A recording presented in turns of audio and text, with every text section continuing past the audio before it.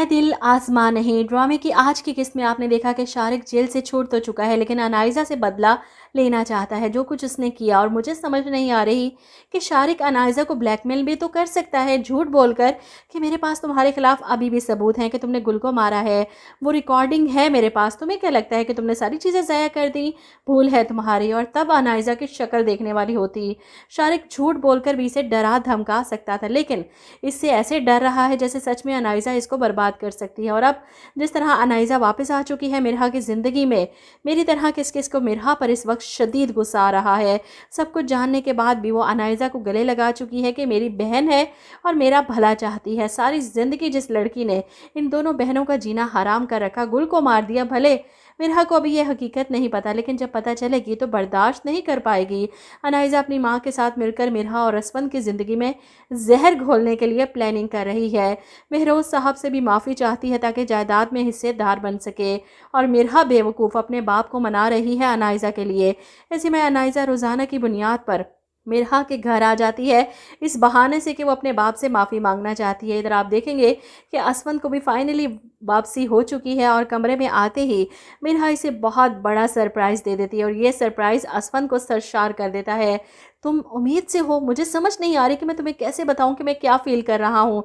I am so happy, thank you so much मुझे इतनी बड़ी खुशी देने के लिए। और मिरहा का हाथ पकड़े इसका शुक्रगुजार है। इसे खड़ा देख फ़ौरन बेड पर बिठाता है।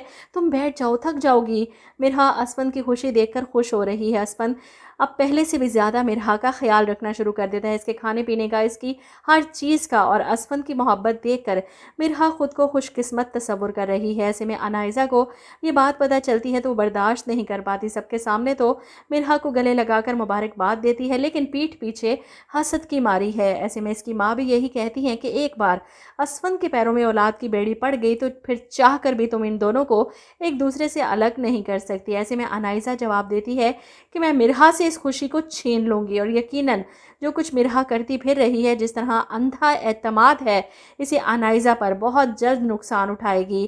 क्योंकि असफंद भी इसे यही समझाने की कोशिश कर रहा है कि अनाइज़ा पर भरोसा मत करो, इसकी हकीकत तुम्हें पता चली तो बहुत पछताओगी। वहीं शारिक जो मिरहा को अनाइज़ा का सच बताने आया था, लेकिन अनाइज़ा को यहाँ देखकर घबरा कर वापस निकल जाता है और अपनी माँ से जाकर कहता है कि मिरहा का सच बताने गया था, लेकिन वहाँ पर अनाइज़ा टकरा गई। लेकिन मैं भी इतनी आसानी से हार नहीं मानूंगा, बर्बाद कर दूंगा मैं उस अनाइज़ा को। फिर से जाऊँगा, मिरहा को अनाइज़ा का सच बता कर रहूँगा। इसीलिए एक बार फिर से वो मिरहा के घर पहुँच जाता है, यहाँ तक कि इसके कमरे तक पहुँच जाता है। इसे देखकर मिरहा घबरा जाती है, तुम यहाँ पर क्या कर रहे हो? और ऐसे में असफंद भी वहाँ आ जाता है। अनाइज़ा भी एक बार फिर से वही सीन दोबारा दोहराया जाता है जो ड्रामे के शुरू में गुजर चुका है। असफंद शारिक का गिरेबान पकड़ लेता है कि तुम्हारी हिम्मत कैसे हुई मेरी बीवी के कमरे में आने की। इस पर शारिक कहता है कि मैं मिरहा को गुल की मौत की सच्चाई बताने आया हूँ। मिरहा हैरान, क्या मतलब, कैसी सच्चाई? और अनाइज़ा तो तड़प ही जाती है, अगर ये बात सामने आ गई तो वो बहुत बुरी फंसेगी। वो शारिक को कभी भी ये सच बताने नहीं देगी।